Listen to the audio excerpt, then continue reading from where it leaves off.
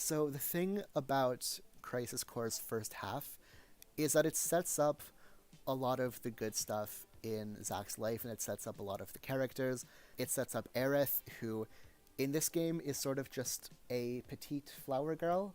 A lot of a lot of people have talked about how in Crisis Core and even Advent Children, Aerith's and Tifa's characters seem to be swapped. Like in Crisis Core, Aerith is definitely like, it's not even in her writing, it's in her animation that she seems much more timid in a way that, like, in FF7 Remake she's much more expressive, and her voice, and she actually has like voice acting that can carry that sort of personality. So Aerith Gainsborough is another iconic character, and in Crisis Core she's introduced as just a girl who Zack takes a liking to, and they develop a relationship. It's very like cutesy, and these people have never experienced romantic love before. Like it's very In the like Discord. That is Aerith, correct? let me see.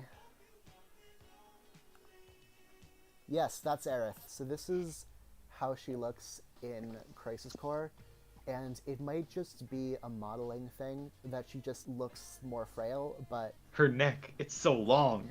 I mean, I I don't I don't know what, every time I look at a neck I think, what the hell is that?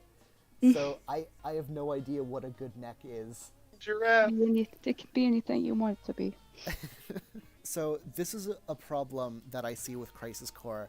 Crisis Core Final Fantasy VII is about Zack Fair. It's always from his perspective, in a way that other games and other pieces of Final Fantasy VII media aren't.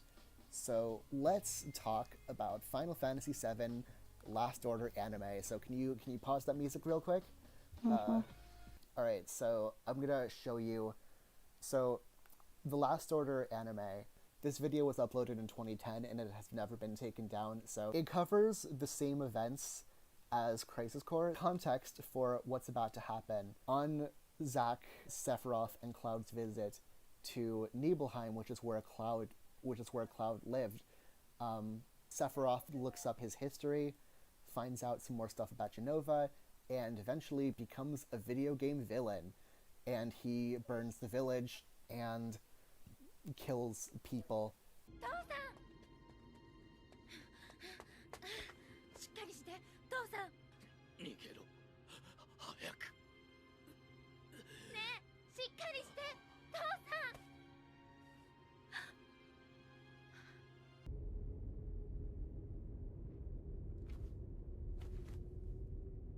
セフィロスね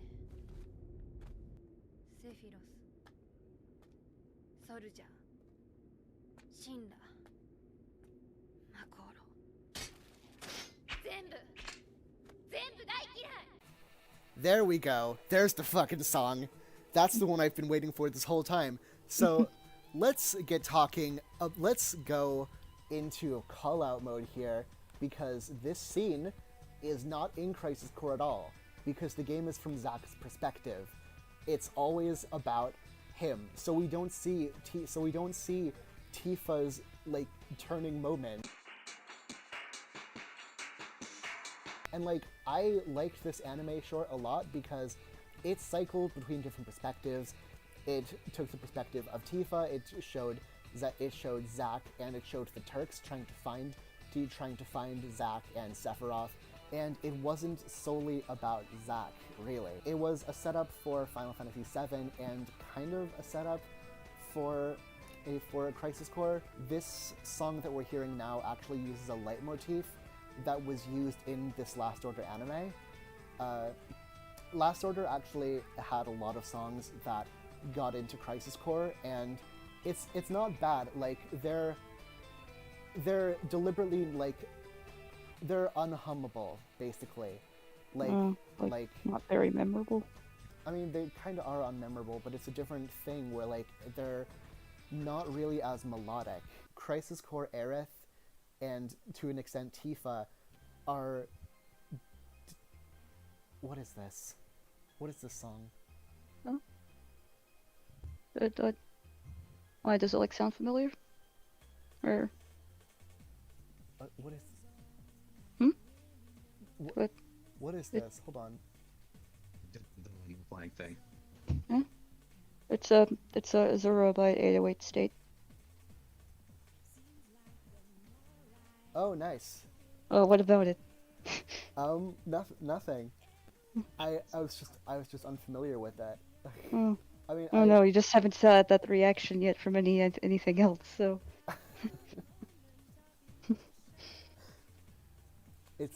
it's a mood that I hadn't expected, basically. Mhm. Like, so it's God. I don't want to talk because I want to listen to this song, but talking is the point of the stream. Let's get back to talking. So I want to clarify here that Aerith and Tifa, for all intents and purposes, are made as tools to further Zack and Cloud's arcs, mm, and that sucks. Mm. It sucks. Like, mm, it's not great. It's not amazing. It's like Holly Cujo in JoJo Part 3. mm, In the first episode, she nearly dies. Mm. And that's what starts the whole journey. That it does sort of take out the complexity, like the basically it's a matter of perspective. So Last Order doesn't really have a perspective. It shows that everybody has goals and things they want, but everything just sort of happens. With Zack, they're trying to establish a particular perspective and a story, and so everything that happens in every character needs to be something in relation to Zack, and that's not like a flaw. It's a difference in intent that's kind of inevitable when you're making a video game instead of something like an anime. Like, if this game wanted to have Aerith and Tifa as playable characters, like, imagine the modeling and animation and design they'd have to do for that. Like, I can tell that they didn't even want to give Cloud a playable model even just for the ending, which I would have liked, but, you know, like, I guess the ending might have been rushed. I don't know. I'll get to it.